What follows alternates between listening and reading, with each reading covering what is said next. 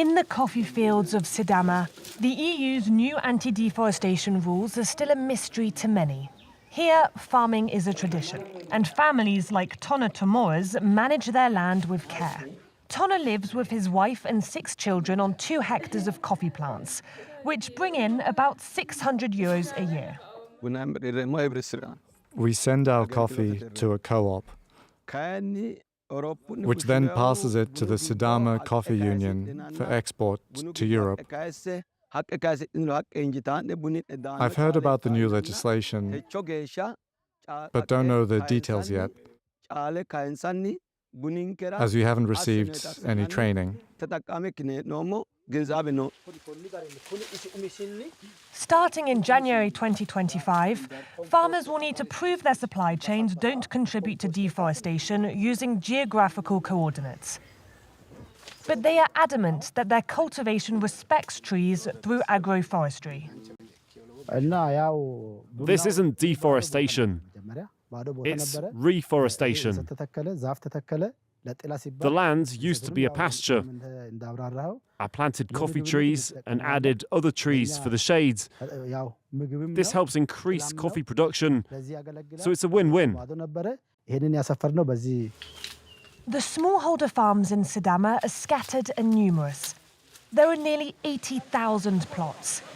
Gathering all the necessary data and paperwork is a daunting task, one that Ermias from the Sidama Coffee Union is tackling. This is a producer code. This is the name of the producer farmer. This is the sex. This is where this producer exists, located. How many plots he have, how much hectare he holds. Meeting these new standards might take up to 2 years. There's a new regulation. It needs a time and needs a human resource, needs the capital to introduce, to give training, to collect the data, to upload. New system and new technology also requires. Some European importers have started shifting towards larger producers due to the ease of traceability. This is posing a real threat, as Europe is a crucial market for Ethiopian coffee. But coffee farmers aren't the only ones feeling the pressure. The EU has also increased checks on Ethiopia's rose farms after detecting the presence of the false codling moth, a pest that can severely damage crops. In our area, in our farm, it's not a big problem now. So we are not focusing too much. But they told us when they are giving the training, they told us we can find that on agrobacterium. The new rules mean stricter inspections and training for employees so that they can manage this pest effectively.